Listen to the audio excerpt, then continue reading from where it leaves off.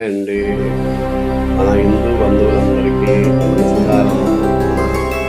చక్కగా దైవభక్తులందరికీ పరిపూర్ణ ఆశీర్వచనములు మన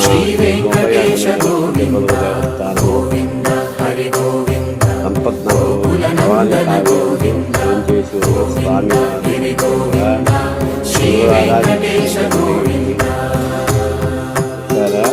అక్కడ వచ్చేటప్పటికి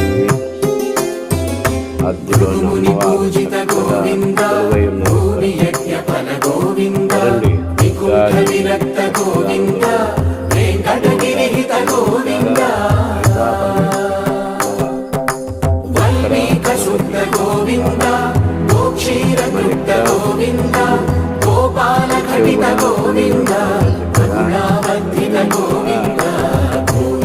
నవరాత్రులు విశేషంగా కుంకుమ పూజలు జరుగుతాయి.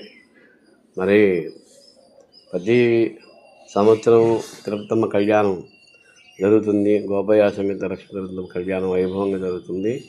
భక్తులంతా కూడా విశేషంగా వస్తారు. ఇక్కడ పొంగళ్ళు అవి పెట్టుకుంటారు. చక్కగా చాలా బాగా జరుగుతుంది. ఇది మీకు ఈ దేవాలయాన్ని చక్కగా పరిచయం చేస్తున్నాను.